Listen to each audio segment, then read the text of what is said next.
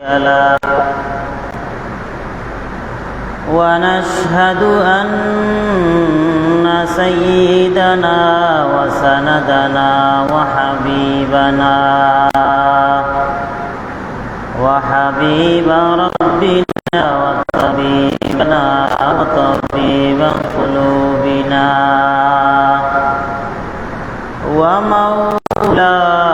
ومولانا محمدا عبده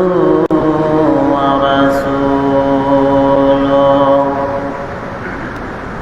الذي أرسله الله تبارك وتعالى بالحق بشيرا ونذيرا وداعيا إلى الله بإذنه وسراجا منيرا أما بعد فأعوذ بالله من الشيطان الرجيم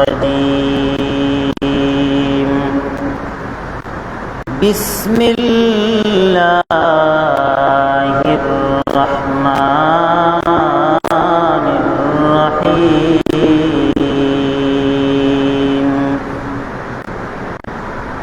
الحمد لله رب العالمين الرحمن الرحيم مالك يوم الدين إياك نعبد وإياك نستعين وقال النبي صلى الله عليه وآله وسلم أفضل الذكر لا إله إلا الله وأفضل الدعاء الحمد لله أو كما قال النبي عليه الصلاة والسلام صدق الله مولانا العظيم وصدق رسوله النبي الأمي الكريم ونحن على ذلك لمن الشاهدين والشاكرين والذاكرين والحمد لله رب العالمين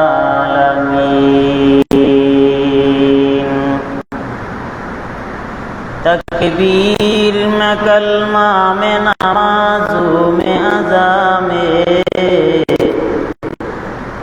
تکبیر میں کلمہ میں نمازوں میں اذان میں ہے نام الہی سے ملا نام محمد ہے نام الہی سے ملا نام محمد فرماتے ہیں آدم کو مجھے خلد تری میں فرماتے ہیں آدم کو مجھے خلد تری میں لگا ہوا تو باب ملا نام محمد لگا ہوا تو باب ملا نام محمد ہے میم میں محبوب یہ مطلق اشارہ ہے میم میں محبوب یہ مطلق اشارہ پھر کون ہو محبوب خدا نام محمد پھر کیوں نہ ہو محبوب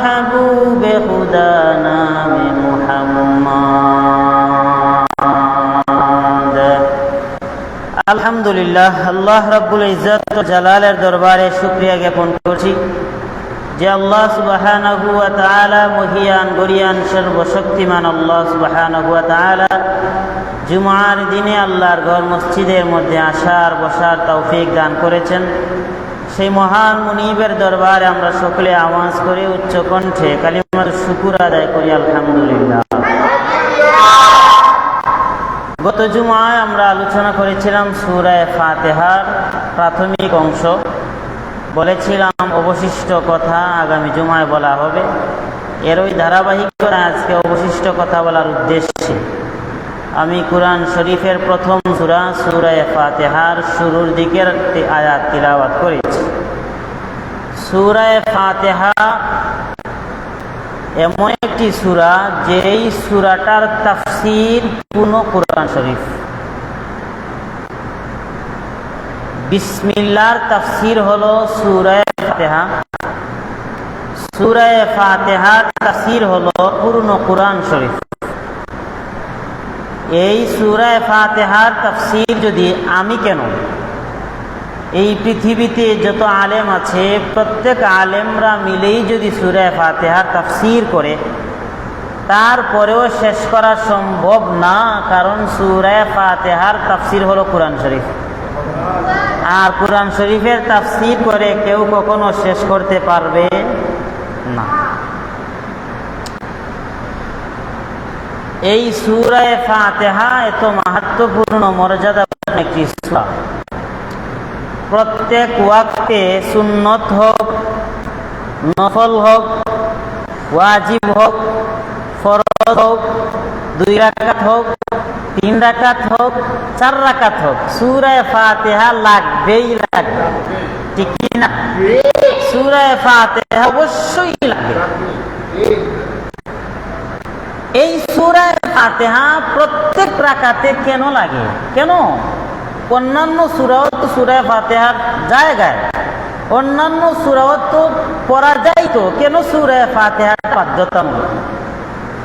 এর কারণ মুফাসসিরিনে কেরামরা লিখেছেন, সূরা ফাতিহার প্রথম যে আয়াত আলহামদুলিল্লাহ, আমার মন বলে এই শব্দটার অর্থ সবাই জানে। আলহামদুলিল্লাহ অর্থ হলো সমস্ত প্রশংসা।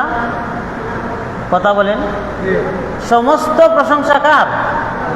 সমস্ত প্রশংসা আল্লাহ।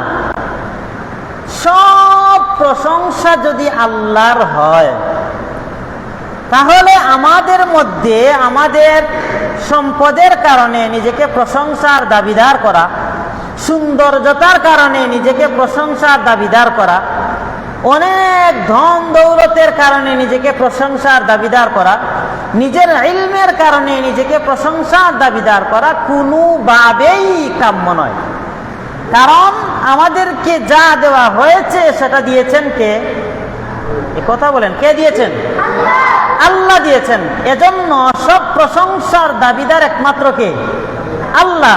যেহেতু সব প্রশংসার দাবিদার আল্লাহ, আল্লাহ রাব্বুল আলামিন যেহেতু সব প্রশংসার দাবিদার, সেহেতু আমি যেহেতু নিজের মধ্যে কোনো প্রশংসা নাই, নিজে প্রশংসা পাওয়ার কোনো দাবিও রাখি না, প্রত্যেক ওয়াক্তের প্রত্যেক রাকাতের প্রথমে নিজের ভেতর থেকে সব অহংকার দূর করার জন্য, নিজেকে একদম ছোট করার জন্য, নত করার জন্য প্রত্যেক রাকাতের জন্য সূরা ফাতিহাকে বাধ্যতামূলক করা হয়েছে। সুবহানাল্লাহ।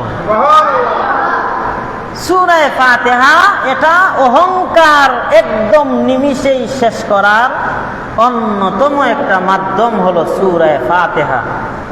এই সবক, এই স্বীকারোক্তির মাধ্যমে আমরা এটাই বুঝাই যে আমরা আমাদের যা কিছু আছে সব কিছুর বড়াই একমাত্র আল্লাহর, আমাদের না।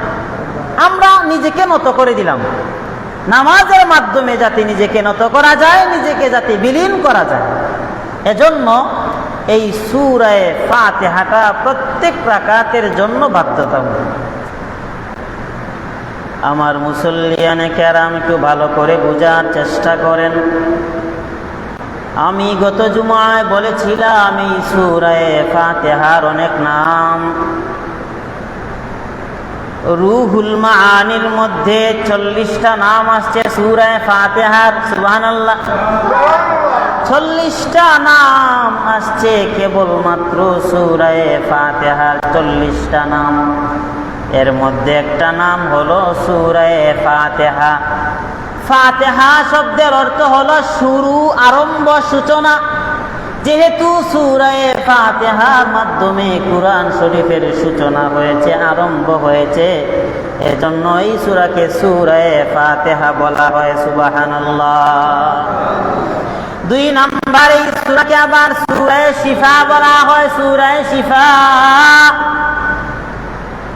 এই পৃথিবীতে যত আলেম মানুষের কুরআনের মাধ্যমে তালাবি করে, প্রত্যেকের তালাবির ভেতরে সূরা ফাতিহা থাকে। সূরা ফাতিহা ছাড়া কেউ তালাবি করে না। সূরা ফাতিহা এমন একটা সূরা, যদি তুমি সূরা ফাতিহা পড়ে পানির মধ্যে দম দিয়া এই পানিটা যদি পান করেন, পেটের ভেতরের যত ব্যথা আছে, যত বেদনা আছে, এই সূরা ফাতিহার বরকতে আমার আল্লাহ শিফা দান করবে। সূরা ফাতিহার একটা নাম হলো সূরা শিফা। এই সূরাটা কত শিফা! এই সূরার পূর্বে দুরূদ শরীফ পড়িয়া কেউ যদি সূরা ফাতিহা 7 বার পড়িয়া আবার দুরূদ শরীফ পড়িয়া এই সূরা পড়িয়া যদি পানির মধ্যে দম দেয়, যত বড়ই ব্যথা হোক না কেন, যদি পূর্ণ ইতমিনান আর বিশ্বাস থাকে, আল্লাহ এই সূরার বরকতে সুস্থ বানায়া দেয়। আমি নিজেও ঢাকার মধ্যে জুমা পড়াইছি, একদিনের ঘটনা। আমি মিম্বরের মধ্যে উঠবো, এমন সময় সিঁড়ির পাশে, মসজিদের সিঁড়ির পাশে আল্লাহর বান্দা ব্যথার কারণে কাতরাচ্ছে। আমি প্রশ্ন করলাম, ভাই এমন হালত কিসের জন্য, আপনারা আমাকে বলেন। বলে, হুজুর লম্বা সময় পেটের ব্যথা কোনোভাবে আমি আর সহ্য করতে পারতেছি না। মসজিদের মুয়াজ্জিন সাহেবকে বললাম, একটা গ্লাস পানি দাও। একটা গ্লাস পানি আমার হাতে আনিয়া 7 বার আমিন সহ 7 বার পড়লাম, 7টা ফু দিলাম। বললাম, বিসমিল্লাহ শহীদ পান করেন, একটু রেস্ট নেন, ইনশাআল্লাহ আপনি সুস্থ হয়ে যাবেন। আমি যেই মাত্র পানিটা দিয়া ওই লোকটাকে পান করাইলাম, সিঁড়ি দিয়া 2 তলার মধ্যে যাইছি, হঠাৎ উপরে গিয়ে দেখি এই লোকটা হাঁটিয়ে হাঁটিয়ে নিজে নিজেই চলে যায়। ডাক দিয়ে বললাম, ভাই এখন আপনি কেমনে যান? বলে, হুজুর এই পানিগুলো পান করার পর নিমিষে আমার সব ব্যথা যেন দূর হয়ে গেছে। সূরা ফাতিহার একটা নাম হলো সূরা শিফা। মুসল্লিয়ানে কেরাম, এই সূরার আরেকটা নাম হলো সূরা আল-হামদু। সূরা আল-হামদু মানে প্রশংসার সূরা। এই সূরার মধ্যে আমার আল্লাহর প্রশংসা করা হয়েছে, সূচনা লগ্নে আমার আল্লাহর প্রশংসা। এজন্য এই সূরার একটা নাম হলো সূরা আল-হামদু। আবার এই সূরার একটা নাম হলো সূরা উম্মুল কুরআন। উম্মুল কুরআন মানে কুরআনের মা। সুবহানাল্লাহ। এই সূরা ফাতিহার ভেতরে পূর্ণ কুরআনের মধ্যে যা কিছু আছে সব কিছু সূরা ফাতিহার মধ্যে আল্লাহ ঢুকাইয়া দিয়েছেন। এজন্য এই সূরাকে উম্মুল কুরআন বলা হয়। আবার এই সূরাকে সূরাতুর রাস মানে মাথা, এই সূরাকে মাথা বলা হয়। সব সূরার মূল সূরা হলো সূরা ফাতিহা। এই সূরা ফাতিহা ছাড়া খতম শুরু করা যায় না। এই সূরা ফাতিহা ছাড়া নামাজ শুরু করা যায় না। এই সূরা ফাতিহা ছাড়া কাউকে যদি তালাবি করতে হয়, সূরা ফাতিহাকে মাইনাস করা ছাড়া কিছুই হয় না। এজন্য ঘরের মাতা যিনি, উনাকে ছাড়া যেমন কোনো কিছুই করা সম্ভব হয় না। এজন্য এই সূরা ফাতিহাকে সূরা রাস বলা হয়, মানে সব সূরাদের মাতা। আমার মুসল্লিয়ানে কেরাম, আবার এই সূরাকে সূরাতুল কানজ বলা হয়, মানে খনিজ। এই সূরার ভেতরে পূর্ণ কুরআনের মধ্যে যা আছে সব কিছু এই সূরার ভেতরে আছে। এজন্য এটাকে সূরা কানজ মানে খনিজ সূরা বলা হয়। আবার এই সূরার একটা নাম হলো সূরা ওয়াকিয়া, আবার একটা নাম হলো আসাসুল কুরআন, আবার আরেকটা নাম হলো সূরাতুশ শুকুর। এই সূরা ফাতিহার মধ্যে আমরা যে আল্লাহর পক্ষ থেকে এত নিয়ামত পাইলাম, এত এত নিয়ামত পাইয়া আমরা যখন বললাম আলহামদুলিল্লাহ, আল্লাহ আপনার নিয়ামতের উপর খুশি, আলহামদুলিল্লাহ, এজন্য এই সূরাকে সূরাতুশ শুকুর বলা হয়। আমার মুসল্লিয়ানে কেরাম, আবার এই সূরাকে সূরা দুআ বলা হয়। এই যে সূরা ফাতিহার শুরু থেকে নিয়া ওয়ালাদ-দাল্লিন পর্যন্ত সারাটাই হলো দুআ। এজন্যই শেষে আমরা বলি আমিন। এজন্য মায়ার নবী হাদিসের মধ্যে বলেন, কেউ যদি সূরা ফাতিহার শেষে আমিন বলে আর তার এই আমিনটা যদি ফেরেশতাদের আমিনের সাথে মিলে যায়, গুফিরা লাহু মা তাকাদ্দামা মিন যামবি, আমার আল্লাহ তার পেছনের সমস্ত গুনাহ আমার আল্লাহ মাফ কইরা দিবে। এই সূরার একটা নাম হলো সূরা দুআ। আমার মুসল্লিয়ানে কেরাম ভালো করে বুঝেন, এই সূরার একটা নাম হলো সূরাতুস সুয়াল। সুয়াল মানে চাওয়া হয়। এই সূরার মাধ্যমে আল্লাহর কাছে চাওয়া হয়। আমরা এই সূরার মাধ্যমে আল্লাহর কাছে কি চাইলাম? আমরা চাইলাম ইহদিনাস সিরাতাল মুস্তাকিম, আল্লাহ তোমাকে পাওয়ার রাস্তা দেখাও, জান্নাত পাওয়ার রাস্তা দেখাও, সহজ সরল রাস্তা দেখাও। এর মানে এই সূরার মাধ্যমে আল্লাহর কাছে চাইলাম, এজন্য এই সূরার একটা নাম সূরাতুস সুয়াল। সুবহানাল্লাহ বলেন। আমার মুসল্লিয়ানে কেরাম, এই সূরার আরেকটা নাম হলো সূরাতুস সালাহ। সূরাতুস সালাহ কেন বলা হয়? মায়া নবী আমার হাদিসের মধ্যে বলেন, লা সালাতা লিমান লাম ইয়াকরা বিফাতিহাতিল কিতাব, কেউ যদি সূরা ফাতিহা না পড়ে তাহলে তার নামাজ পূর্ণাঙ্গ হবে না। সূরা ফাতিহা ছাড়া, আল্লাহু আকবার বলার পর সূরা ফাতিহা ছাড়া অন্য সূরা পড়লেন, হবে তো নামাজ? কথা বলেন। সূরা ফাতিহা পড়তেই হবে, জন্যটাকে সূরাতুস সালাহ বলা হয়। আমার মুসল্লিয়ানে কেরাম, এই সূরাকে আবার সূরা ওয়াকিয়া বলা হয়। এই সূরাকে সূরা হামদুল উলা বলা হয়, হামদুল কুসরা বলা হয়, সূরাতুর রুকিয়া বলা হয়। রুকিয়া তো আপনারা বুঝেন, জাদু টানু করা হয়। জাদু যে করা হয় এটা কিন্তু চরম সত্য। মায়ার নবীজিকে পর্যন্ত জাদু করা হয়েছে। এই সূরার মাধ্যমে যদি কারো শরীরের মধ্যে জাদু থাকে, জাদুর বান থাকে, যদি এই সূরার মাধ্যমে তালাবি করা হয়, এই সূরার মাধ্যমে তালাবির মাধ্যমে শরীরের জাদু টুনাও আমার আল্লাহ দূর করিয়া দেয়। আরো জুড়ে বলেন না সুবহানাল্লাহ। মুসল্লিয়ানে কেরাম, এই সূরার আরেকটা নাম হলো সূরা কাফিয়া। আবার এই সূরাকে সূরা নূর বলা হয়, মানে আলো। এই সূরার মধ্যে আল্লাহ এত বেশি আলো দিয়েছেন, পূর্ণ কুরআনের মধ্যে যত আলো আছে সূরা ফাতিহার মধ্যে আমার আল্লাহ তার চাইতেও বেশি আলো দিয়েছে। আবার এই সূরার একটা নাম হলো সূরা আস-সাবউল মাসানি। আবার এই সূরার নাম আল কুরআনুল আযীম। লাগাতার আমি 23টা নাম বললাম, এভাবে কিতাবের মধ্যে আসছে সূরা ফাতিহার 40টার মতো নাম। কোন কিতাব আছে তার চাইতেও বেশি নাম।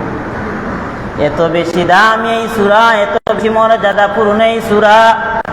হাদিসের মধ্যে আসছে, মায়া নবীর সাহাবায়ে কেরাম একটা গ্রামের মধ্যে গেলেন, একটা এলাকার মধ্যে গেলেন।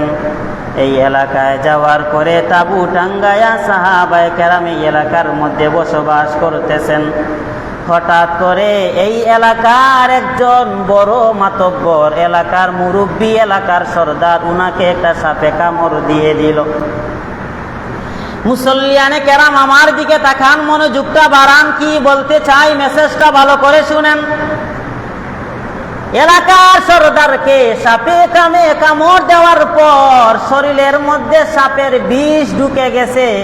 এমন সময় কোনো উজা পাওয়া যায় কিনা জারানোর মাধ্যমে যিনি বিষটা নামায়া দিবেন। একটা ছোট বালক চতুর্দিকে দৌড়ায়,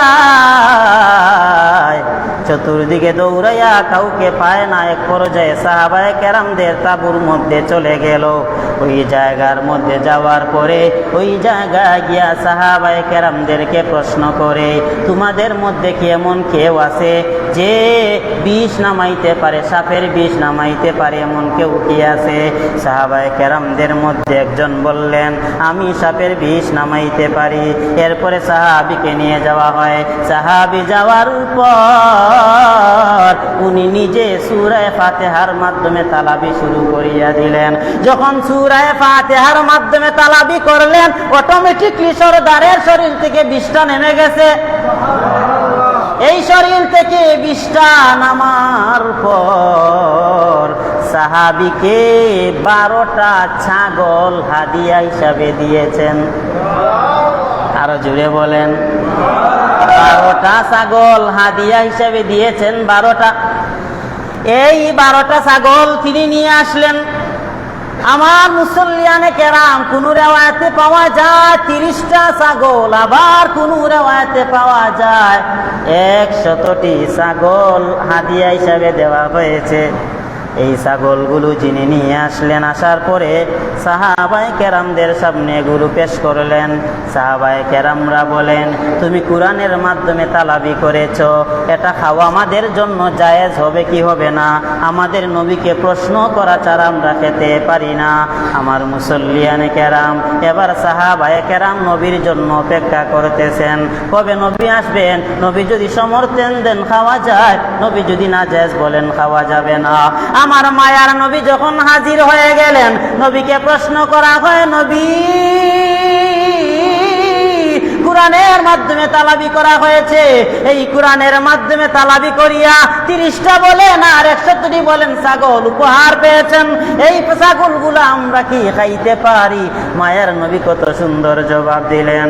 আমার নবী বলেন, সাহাবায়ে কেরাম তোমরা খাও এবং আমি নবীর জন্য কিছু অংশ রেখে দাও। তোমরা খাও এবং আমার জন্য রেখে দাও। এতে কি মনে করলেন আপনারা? এটা খাওয়া না জায়েজ? জায়েজ না না জায়েজ?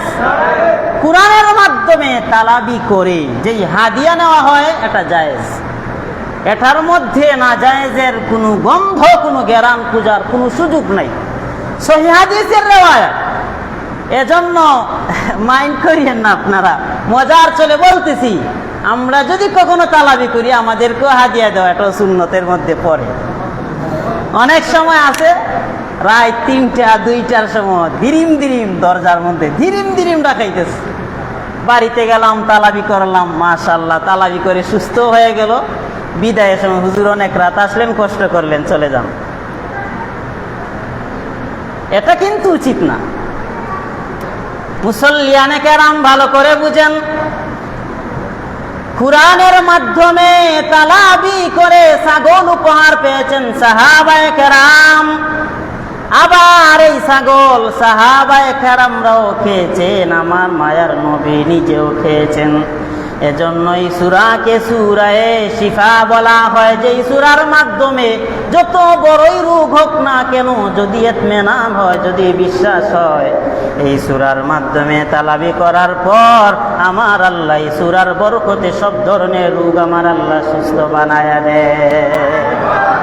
আমার কাছে আসতে হবে এটা বাধ্যতামূলক না। আপনার গভীর রাত, আপনার বাচ্চার পেটে ব্যথা অথবা আপনার পেটে ব্যথা, আপনি একটা পানি নেন, পানির মধ্যে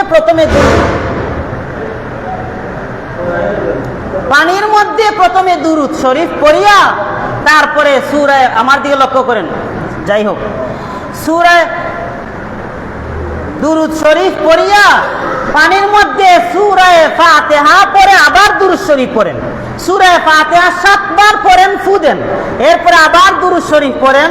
দুরূদ শরীফ পড়ে এই পানিতে ফু দিয়ে এই পানিটা বিসমিল্লাহর সাথে 3 কুলির মাধ্যমে পান করেন, ইনশাআল্লাহ আপনি সুস্থ হয়ে যাবেন। সবচেয়ে বড় হলো আমাদের বিশ্বাস, আমাদের ইতমিনান। আপনি নিজে নিজে ফু দিলেন, নিজে নিজে আবার পান করার পরে যদি চিন্তা করেন, আরে কমবে কি কমবে না, কমবে কি কমবে না, তাহলে তো কমবে না। বিশ্বাস থাকতে হবে। মুসল্লিয়ানে কেরাম, আপনারা যদি কথা না বলেন আমাকে কথা বলতে সুবিধা হবে, আল্লাহর ওয়াস্তে কি কথা না বলেন। আমার মুসল্লিয়ানে কেরাম, এবার একটু শুরুতে আসেন। আল্লাহ প্রথমে বলেছেন আলহামদুলিল্লাহ। এবার সবাই একটু আওয়াজ করে বলেন না আলহামদুলিল্লাহ। আল্লাহ রাব্বুল আলামিনের কাছে মায়া নবী আমার হাদিসের মধ্যে বলেন আল্লাহর কাছে চারটা শব্দ অনেক বেশি প্রিয়। নবীর কাছে, নবী বলেন আল্লাহর কাছে চারটা শব্দ সবচেয়ে বেশি প্রিয়। জুড়ে বলেন কয়টা? এক নাম্বার হলো সুবহানাল্লাহ, বলেন। দুই নাম্বার আল্লাহু আকবার। তিন নাম্বার লা ইলাহা ইল্লাল্লাহ। চার নাম্বার আলহামদুলিল্লাহ। নবী বলেন আল্লাহর কাছে এই চারটা শব্দ প্রিয়। আর মায়া নবী এই চারটা শব্দ কেমন প্রিয়, এটার সওয়াব মায়ার নবী বর্ণনা করেন। আমার নবী বলেন কেউ যদি পড়ে সুবহানাল্লাহ কুতিবাত লাহু 20 হাসানা, আল্লাহ তার আমলনামার সাথে সাথে 20টা সওয়াব দিয়া দেয়। এবার নবী বলেন কেউ যদি বলে আল্লাহু আকবার, সাথে সাথে কুতিবাত লাহু 20 হাসানা, সাথে সাথে তার আমলনামায় 20টা সওয়াব। আবার কেউ যদি বলে লা ইলাহা ইল্লাল্লাহ কুতিবাত লাহু 20 হাসানা, তার আমলনামায় 20টা সওয়াব দেওয়া হয়। আবার কেউ যদি বলে আলহামদুলিল্লাহ, আমার মায়া নবী আবার বলেন কুতিবাত লাহু 30 হাসানা, আমার আল্লাহ তার আমলনামায় 30টা সওয়াব আমার আল্লাহ লিখে দেয়। সুবহানাল্লাহ বলে কয়টা সওয়াব? 20 বলেন সুবহানাল্লাহ বললে। আবার বলেন আল্লাহু আকবার বললে, লা ইলাহা ইল্লাল্লাহ বললে।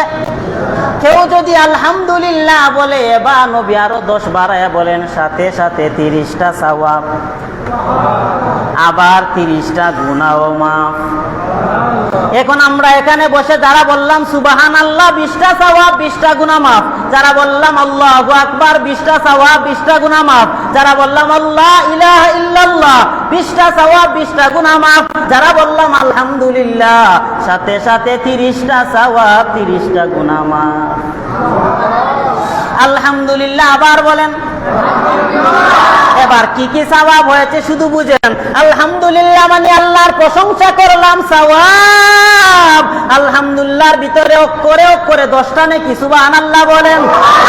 আলহামদুলিল্লাহর মাধ্যমে আমার আল্লাহর প্রশংসার সওয়াব, অক্ষরে অক্ষরে সওয়াব, আবার 30টা সওয়াব 30টা গুনাহ মাফ, সুবহানাল্লাহ।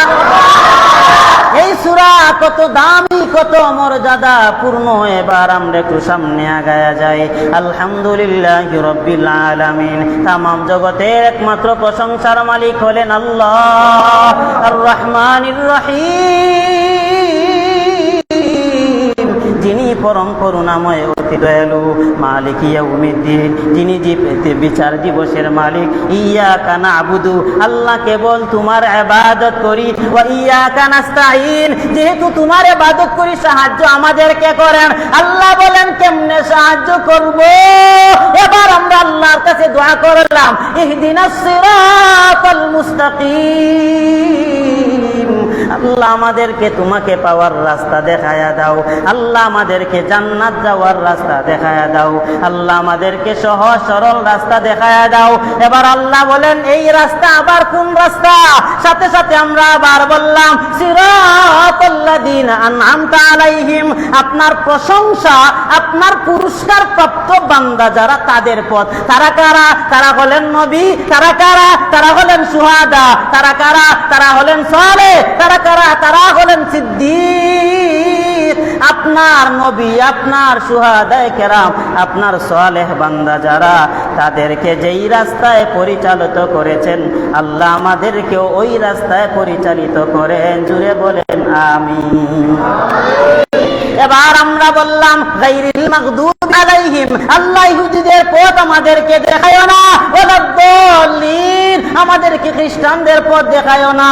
এরপরে যখন আমরা বললাম আমিন, আমার মুসল্লিয়ানে কেরাম ভালো করে বুঝেন, আমার নবী বলেন এই সূরা ফাতিহা পূর্ণটা পড়ে পড়ে পড়ে পড়ে যেই মাত্র তুমি আমিন বলবে, তোমার আমিনটা যদি ফেরেশতাদের আমিনের সাথে মিলিয়া যায়, আমার মায়ার নবী ঘোষণা দেয় গুফিরা লাহু মা তাকাদ্দামা মিন যামবি, আমার আল্লাহ সাথে সাথে তার পেছনের সব গুনাহ মাফ করে দেয়। এই সূরা ফাতিহার মর্যাদা কি শুনবেন, কি শুনবেন। 26 নম্বর পারার মধ্যে একটা সূরা আছে, সূরা কাফ। তাফসিরাতের কিতাবের মধ্যে আছে, এমনকি আল্লামা ইমাম হাসান বসরি রাহমাতুল্লাহি আলাইহি বলেন পূর্ণ কুরআনের মধ্যে যা আছে সূরা কাফ থেকে সূরা নাস পর্যন্ত তা আছে। সূরা কাফ থেকে সূরা নাস পর্যন্ত যা আছে সূরা ফাতিহার মধ্যে তা আছে। আর সূরা ফাতিহার মধ্যে যা আছে ইয়্যাকা না'বুদু ওয়া ইয়্যাকা নাস্তাঈনের মধ্যে আল্লাহ তা সব ঢুকায় দিয়েছে। কত মর্যাদাপূর্ণ সূরা, ইয়্যাকা না'বুদু ওয়া ইয়্যাকা নাস্তাঈন। এই জায়গার মধ্যে যখন একটা বান্দা আসে, যেই মাত্র আমরা প্রথমে বললাম আল্লাহ প্রশংসা তোমার, আল্লাহ বলেন হামিদানি আব্দি, আমার বান্দা আমার প্রশংসা করেছে।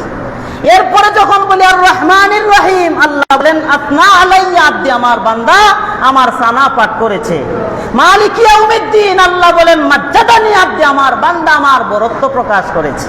এবার যখন আল্লাহর কাছে সাহায্য চাই, আল্লাহ প্রশংসা তো তোমার করলাম, বরত্ব তো তোমারই পেশ করলাম, আল্লাহ ইবাদত তো তোমারই করি, তাহলে একবার আমাদেরকে সাহায্য করেন না। আল্লাহ আমার নবীকে জানায়, নবী জানায় দেও না আমার এবং তাদের মধ্যে কোনো পর্দা থাকে না, সরাসরি কবুল। এই সূরা ফাতিহা অনেক মর্যাদাপূর্ণ সূরা, এজন্য আমি শুরুতেই বলছি এই সূরার মাহাত্ম্য, এই সূরার মর্যাদা আমি যদি এমনকি পৃথিবীর সমস্ত আলেম মিলে যদি বয়ান করে তারপরেও শেষ করা সম্ভব না, কারণ সূরা ফাতিহার তাফসীর পূর্ণ কুরআন শরীফ। সুবহানাল্লাহ। আমার মুসল্লিয়ানে কেরাম, এই সূরা ফাতিহা কত দামি সূরা। আল্লাহ রাব্বুল আলামিন শুরুর দিকে আমার আল্লাহ রাব্বুল আলামিন জানায়া দিলেন, রে বান্দা আলহামদুলিল্লাহি রাব্বিল আলামিন। এই জায়গার মধ্যে প্রশংসা করলাম আল্লাহর। ও আল্লাহ, সমস্ত প্রশংসা একমাত্র হলো তুমি আল্লাহ। এর মানে আমি যতই ইলমওয়ালা হই, আমার ইলমের কোনো বড়াই চলবে না। আমি যত বড় বক্তা হই, আমার এই বক্তাগিরির প্রশংসা চলবে না। আমি মনে মনে যদি ধারণা করি আমার কণ্ঠের জন্য আমি প্রশংসার দাবিদার, আমার আল্লাহ বলেন তুই জাহান্নামী। আমি যদি বলি আমি বড় সুন্দর, আমার সৌন্দর্যতার জন্য আমি প্রশংসার দাবিদার, নবী বলেন আল্লাহর মাধ্যমে তুই বড় জাহান্নামী। কারণ মনের ভিতরে অহংকারের ভাব চলে আসলেও তুমি জান্নাতের আশা করতে পারো না। এই সূরা ফাতিহা প্রত্যেক রাকাতের মধ্যে পড়ার একটাই কারণ হলো, ওরে বান্দা তোর ভিতর থেকে অহংকার তুই দূর করিয়া দে, অহংকার দূর করিয়া নিজেকে আল্লাহর সামনে বিলীন করে দে। তুই যখন নিজেকে আল্লাহর সামনে বিলীন করবে, আমার মায়া নবী বলেছেন মান তাওয়াদা লিল্লাহ রাফাহুল্লাহ, আমার আল্লাহর কাছে যে বিনয়ী হয় আমার আল্লাহ তার মাকাম বাড়ায়া দেয়। তুমি আল্লাহর কাছে যদি নত না হও, জীবনে তুমি আল্লাহর কাছ থেকে কোনো কিছু সংগ্রহ করতে পারবে না। এজন্যই তো আমার আল্লাহ বড় বড় পাপীদেরকে আল্লাহ বিনয়ী হওয়ার জন্য মাফ করে দিছে। ওই যে মুসা নবীর ঘটনা আপনারা জানেন, এভাবে সমস্ত মজলিসের মধ্যে লোকেরা বসা, সবাই যখন সামনে বসা, এবার জমিনের মধ্যে বৃষ্টি নাই, বৃষ্টির বড় প্রয়োজন, আল্লাহর কাছে দোয়া করতেছেন, আল্লাহ আল্লাহ জমিনের মধ্যে বৃষ্টি নাই, ও আল্লাহ বৃষ্টির ব্যবস্থা করে দাও। আল্লাহর কাছে দোয়া করেন, আমার আল্লাহ এক পর্যায়ে জানায় দেয় জিবরিল আমিনের মাধ্যমে, ও জিবরিল আমিন যাও আমার মুসাকে জানায়া দাও এই মজলিসের মধ্যে এমন একটা পাপী বসা আছে, এই পাপী ব্যক্তির জন্য আমি জমিনের মধ্যে বৃষ্টি দিতেছি না, এমনকি বৃষ্টি দিব না। এবার যখন মুসা নবী জানলেন উনি ছিলেন বড় রাগান্বিত মিজাজের নবী, উনি ঘোষণা দিয়া দিলেন, ওরে উপস্থিত তাওহীদি জনতা, তোমাদের মধ্যে যদি কোনো পাপী ব্যক্তি থাকো তাহলে এই মুহূর্তে এই মজলিস থেকে তোমরা বাহির হয়ে যাও। যদি তুমি মজলিস থেকে না যাও আমি আল্লাহর মাধ্যমে অবগত হইয়া তোমাকে কানে ধরে গাড়ে ধাক্কা দিয়ে এই মজলিস থেকে বাহির করিয়া দিব, এমনকি সবাইকে জানা দিব তোমার মতো পাপী আর কেউ নাই। এই বান্দাটা মধ্যখানে বসা, সবাই বড় আতঙ্কের মধ্যে পইরা গেছে, হায় রে হায় আমি না জানি বড় পাপী। এবার এই পাপী ব্যক্তিটা সাথে সাথে জমিনের দিকে মাথা নোয়াইয়া আল্লাহর কাছে নত হয়ে বলে, আল্লাহ আমি জানি আমার মতো বড় পাপী আর জমিনের মধ্যে কেউ নাই, ও আল্লাহ আমি জানি এই মজলিসে আমার মতো পাপী আর কেউ নাই, ও আল্লাহ আমি আপনার জমিনে আপনার এত এত এত নিয়ামত ভোগ করলাম, আপনার দেওয়া পানি, আপনার দেওয়া সূর্যের আলো, আপনার দেওয়া এত এত নিয়ামত, এত নিয়ামত ভোগ করি আপনার ইবাদত আমি করলাম না, ও আল্লাহ আমি আপনার সাথে নাফরমানি করেছি। আল্লাহ গো আপনি তো আমাকে বড় আদর করে বানাইছেন, ও আল্লাহ আমি ছাড়া তো আপনার আর কোনো আল্লাহ আমি তো আপনার বান্দা, আমরা ছাড়া তো আপনার কোনো সন্তান নাই, আমাদেরকে আপনি বানাইছেন বড় মায়া কইরা, আপনার বিবি বাচ্চা নাই, আপনার কোনো আত্মীয় স্বজন নাই, আমাদেরকে বড় আদর করে বানাইছো, ও আল্লাহ তো আদর করে বানায়া কেমনে আপনি জাহান্নামের মধ্যে ফেলে দিবা, কেমনে আমাকে বেইজ্জতি করবে তো মজলিসের মধ্যে। আল্লাহ গো আমাকে আপনি মাফ করিয়া দাও আর আমাকে মাফের ঘোষণাটা দিয়ে দাও, আমাকে যদি মাফের ঘোষণা দাও আমি আজ থেকে আর অন্যায় পথে পা গাবো না। এভাবে যখন কান্না করতে শুরু কইরা দিছে হঠাৎ করে দেখা যায় একদম বন্যার আকারে বৃষ্টি পড়া শুরু হয়ে গেছে। সাথে সাথে আল্লাহ নবী এবার রাগান্বিত হয়ে গেলেন, আল্লাহ আপনি তো বললেন জমিনে বৃষ্টি দিবা না, এবার কেন বৃষ্টি দিলা? আল্লাহ সাথে সাথে আবারও জিবরিল আমিনকে বলে জমিনে যাও আমার নবীকে জানায়া দাও আমি যেই ব্যক্তির জন্য বৃষ্টি বন্ধ করেছিলাম আমি ওই ব্যক্তিটার জন্য আবারও বৃষ্টির ব্যবস্থা করলাম।